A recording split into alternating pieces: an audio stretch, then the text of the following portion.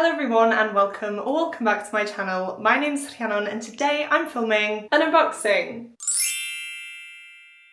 Now this is actually a very exciting unboxing video because not only do we have the monthly Illumicrate and Fairyloot box, we also have the first ever adult high fantasy box from Fairyloot. Because of that is obviously the one I'm most excited about and the one that I will be unboxing first. But I will say I am looking forward to see each and every book in these boxes, and without further ado, let's dive in because the bottom two have arrived quite a while ago now and the new adult high fantasy box has arrived today. So yeah, very excited to see what they've done with the book. Here it is. Honestly guys, I can't wait. The box itself has a different design to it. So this is what it looks like, and then if I flip you can see the logo and the design there as well.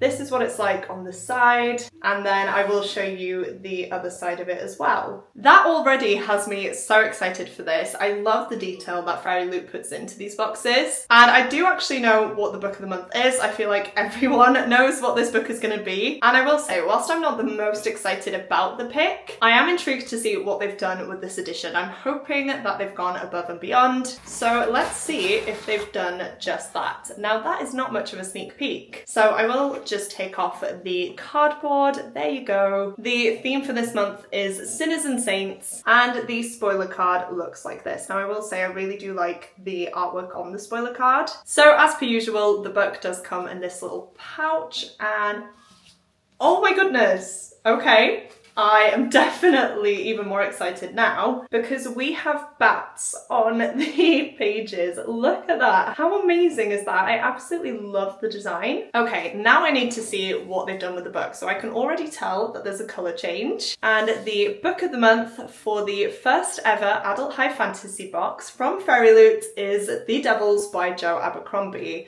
This is absolutely stunning. It is a complete cover redesign. I will pop the original cover somewhere up on screen for you now, but oh my goodness, do I prefer this one. This is so striking. It's got like a glossy finish to it, and we also have red foiling, which you guys know I'm sure to love. This is the front cover. Hopefully it's not too reflective. Then we have some gorgeous stenciled edges. I have shown you the bats on the top. That is the same on the bottom as well, but yeah, just look at this design. Moving on to the back of the book, which looks like this. Again, we have the bats on the top, which I really like, and then the spine looks like this. So again, very glossy, but definitely striking. And I just love the artwork on this. I feel like it is related to religion, which is why we have a kind of cathedral-esque building there. But these two are terrifying, and I need to know who they are and why they are there. Let's see if there's anything printed onto the book itself. I'm trying not to look because I don't want to spoil myself. So let's see. Yes, there is. Okay.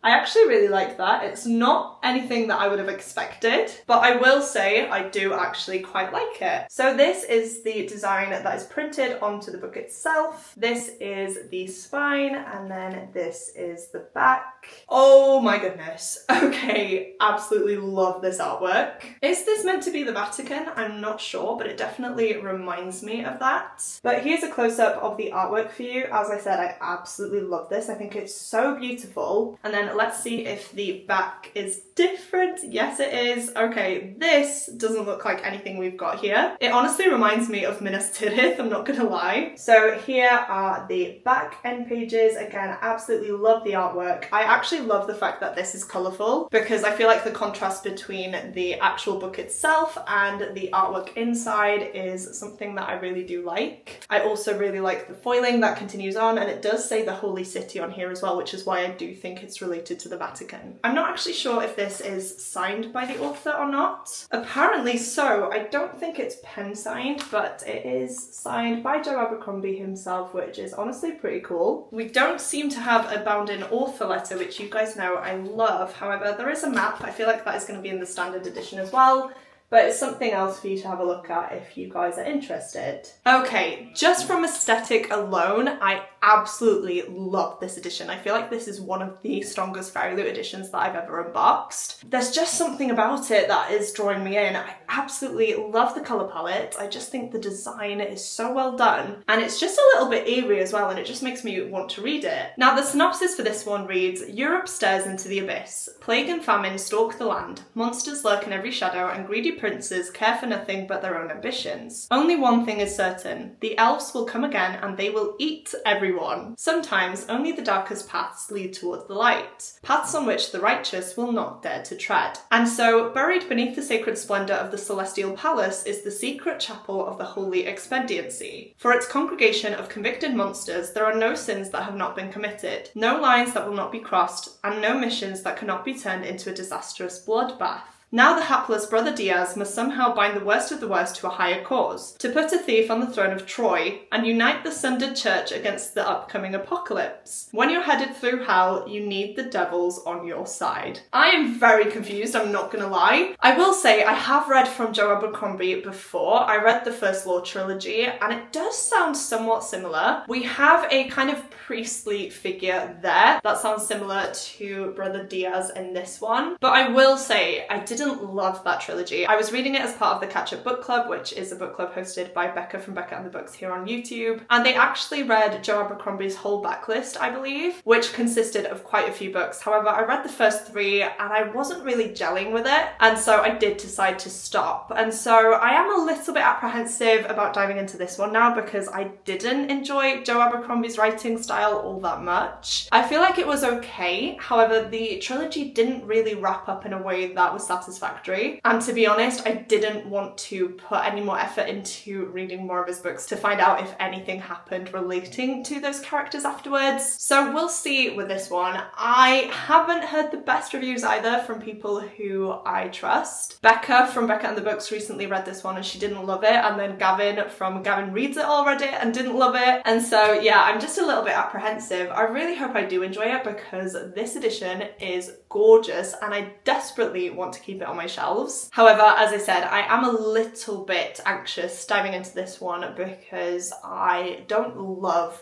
Joe Abercrombie's writing style. Moving on to Fairyloot's adult box. Off the top of my head, I can't remember what the pick for this month is, but it might come to me when I see the spoiler card. Okay, the theme for this month is prophecies, and yeah, it has come to mind what the book is. I may be wrong, but I don't think I am because this book is a very hyped release, and once again, I am so excited to see what Fairyloot have done with it, if it is the book that I think it's going to be. I'm not sure if this is the right way up. It's actually quite a thin book as well. I thought it would be longer for some reason. Okay, so first up, we have a gorgeous colour palette. Look at this, guys. I am already obsessed. Right, the book is the right way, so let's see what it looks like. Oh my goodness, this is beautiful. Very much my type of colour palette, as I just said. I absolutely love it. I love the pastel vibe as well. And oh my goodness, these stenciled edges are a bit of me. But I'm getting ahead of myself. The book of the month is The Knight and the Moth by Rachel Gillig. As I said, this has been a very hyped release recently. I know that she has a duology out, and I can't remember the name of it, but I think it was One Dark Window or something like that. I may be completely wrong, it doesn't actually say on here. But essentially, people were raving about that duology when they were reading it, and it definitely piqued my interest. I do have the new exclusive editions of those books pre-ordered, so I will be reading those soon. But honestly, I can't wait to dive into this one. I've heard nothing but amazing things. The hype has definitely gotten to me, and as I said, I'm really happy that we have gotten this one in this month's Fairyloot. Now, this is once again a completely redesigned cover, so I will pop the original cover somewhere up on screen for you now so that you can see what it looks like. I actually really like the original cover, but looking at this one now, I feel like I have to go with this one as a favourite. Absolutely love it. I think that the character artwork is beautiful, and yeah, as I said, the colour palette really does work for me. Here is a closer look for you of the front cover. I do apologise for any reflection. There is a bit of a glare, but it is so beautiful. Then the stenciled edges, I gave you guys a sneak peek earlier, but they look like this. I'm not sure if it's meant to be stained glass, but it definitely reminds me of that. And then the back of the book looks like this. And just in case you guys are interested, the spine looks like this. I hope that was all in focus, it's really hard to tell. But as I said, this is a beautiful book. I really, really love this edition and I'm hoping that I end up loving it. Let's see if we have anything under the dust jacket. I can already see some foiling, so I'm just gonna hold it up and show you guys. Oh my gosh, I think I love that even more.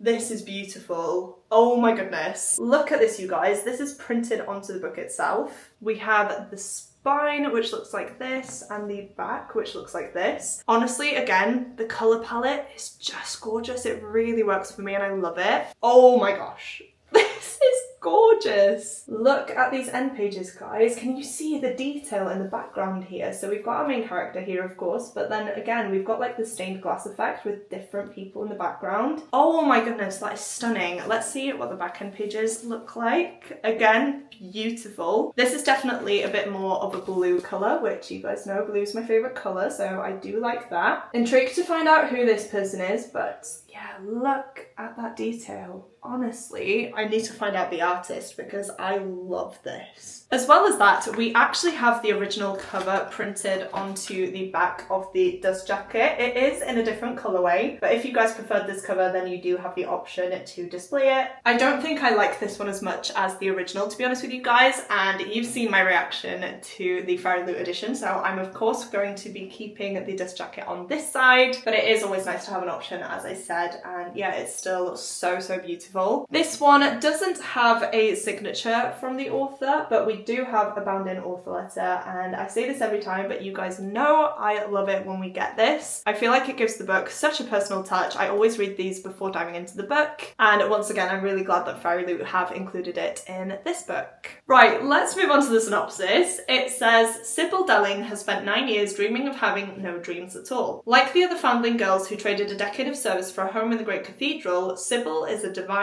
In her dreams, she receives visions from 6 unearthly figures known as omens. From them, she can predict terrible things before they occur, and lords and common folk alike travel across the kingdom of Trom's windswept moors to learn their futures by her dreams. Just as she and her sister diviners near the end of their service, a mysterious knight arrives at the cathedral. Rude, heretical, and devilishly handsome, the knight Roderick has no respect for Sybil's visions. But when Sybil's fellow diviners begin to vanish one by one, she has no choice but to seek his help in finding them. For the world outside the cathedral's cloister is wrought with peril. Only the gods have the answers she's seeking, and as much as she'd rather avoid Roderick's dark eyes and sharp tongue, only a heretic can defeat a god. Oh my goodness, I am sold. It's really weird that we have 2 books that involve cathedrals in some way, but honestly, I'm here for it. That sounds phenomenal. You guys know I love a murder mystery, and whilst I'm not sure if that is necessarily what's going on here, I'm so excited. We also, of course, are going to have some sort of romance, and yeah, I just feel like this is going to be right up my street. All in all, I feel like Fairyloot have smashed it out the park this month. I am obsessed with both of these editions. I feel like they've done such a good job. 2 very different vibes, I'm not gonna lie, but I think it works for both of these. And as I said, I'm really, really hoping that I read both of these and love them because these editions are stunning and I would love to keep them on my shelves. Right, the last box for this video is the Illumicrate book of the month. Once again, off the top of my head, I can't remember what this is, but I'm gonna take off the cardboard once again, and I can actually see what the book is. Now I'm gonna give you guys a sneak peek, and then I will take off the bubble wrap and show you it properly. Oh my goodness, this is another